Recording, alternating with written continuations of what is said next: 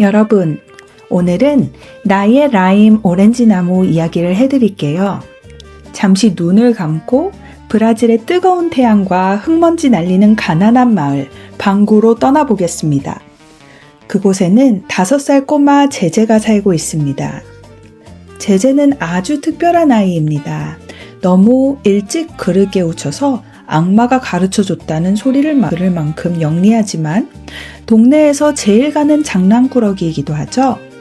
스타킹으로 뱀을 만들어 이웃집 아주머니를 놀래키고 교회 촛불을 몰래 훔쳐다니는 녀석입니다. 사람들은 입을 모아 말합니다. 저 녀석 몸속에는 악마가 살고 있어. 가족들조차 매일같이 제제를 때리며 화풀이를 하곤 하지요. 하지만 우리는 압니다. 제제의 장난은 그저 관심을 받고 싶었던 그런 몸부림이었다는 것을요. 제제의 가슴 속에는 악마가 아니라 노래하는 새 한 마리가 살고 있었거든요. 오늘 저는 여러분께 세상에서 가장 슬프지만 가장 아름다운 이별을 겪으며 어른이 되어버린 그 작은 꼬마 이야기를 들려드리려고 합니다. 첫 번째 친구, 민기뉴. 제제네 집은 정말 가난했습니다. 아빠는 실직 상태였고 엄마는 공장에 나가느라 늘 지쳐 있었어요. 크리스마스에 선물 하나 받을 수 없을 만큼 가난은 혹독했습니다. 결국 집세가 밀려 더 작고 허름한 집으로 이사를 가게 됩니다. 새 집 뒤뜰에는 늙고 가시가 많은 오렌지 나무 한 그루가 있었습니다. 제제는 그 나무에게 민기뉴라는 이름을 붙여줍니다. 그리고 기적이 일어납니다. 외톨이 제제에게 민기뉴가 말을 걸어오기 시작한 것입니다.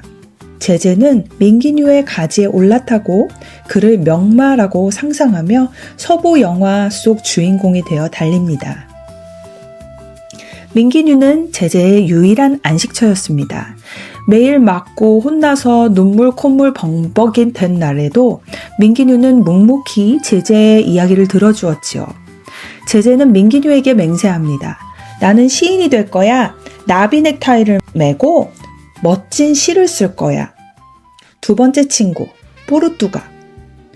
그러던 어느 날 제제의 인생을 송두리째 바꿀 만남이 찾아옵니다. 사실 처음에는 악연이었습니다. 제제는 동네에서 가장 멋진 차를 몰고 다니는 포르투갈 사람 마누엘 발라다리스 아저씨의 차 뒤에 몰래 매달리는 박쥐놀이를 하다가 딱 걸리고 맙니다. 아저씨는 제제를 붙잡아 사람들 앞에서 엉덩이를 때리며 망신을 주었죠. 자존심이 짓밟힌 제제는 복수를 다짐합니다. 내가 크면 당신을 죽여버릴 거야!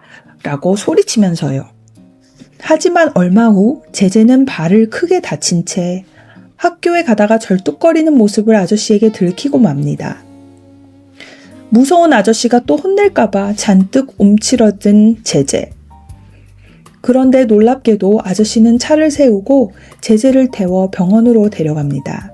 치료를 해주고 따뜻한 레모네이드와 빵을 사주며 처음으로 제제에게 다정함을 보여주었죠. 그날 이후 두 사람은 세상에 둘도 없는 비밀 친구가 됩니다. 제제는 그를 포르투가라고 부르며 따랐습니다. 포르투가는 제제에게 잃어버린 아버지의 사랑을 채워주는 존재였습니다.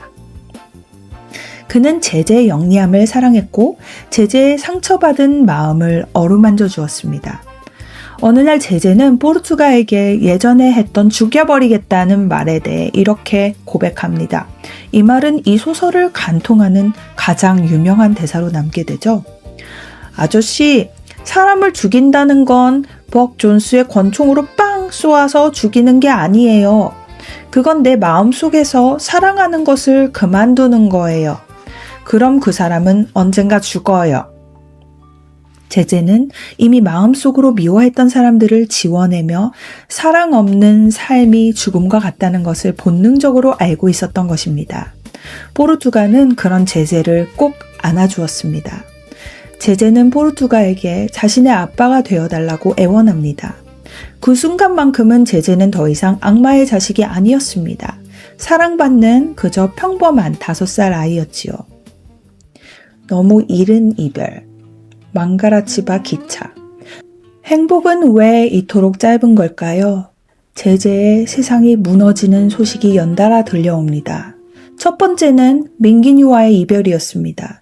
도로 확장 공사 때문에 집 뒤뜰의 오렌지 나무, 민기뉴를 베어내야 한다는 이야기를 듣게 된 것이죠.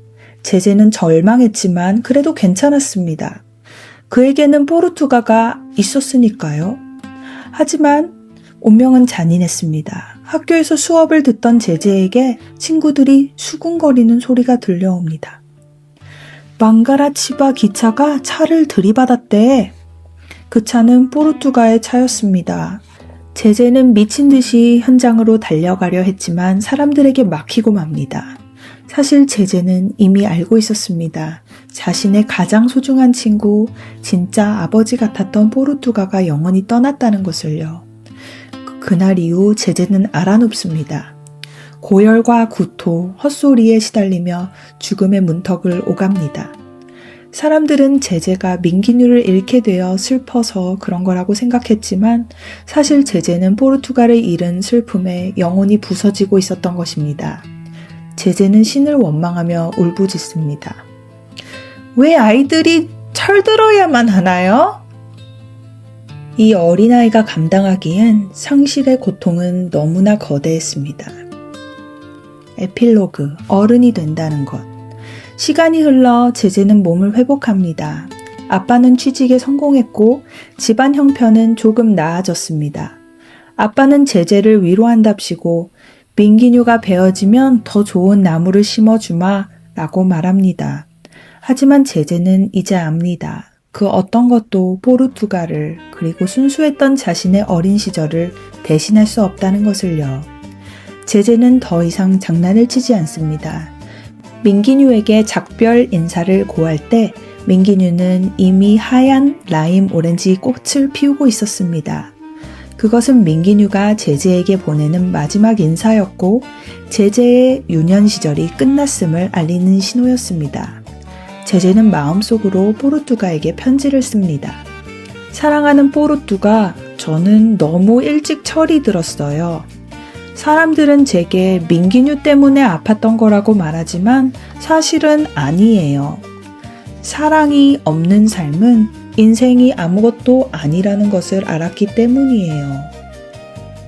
5살 꼬마 제제는 그렇게 가슴속에 텅 빈 구멍을 하나 가진 채 어른이 되었습니다.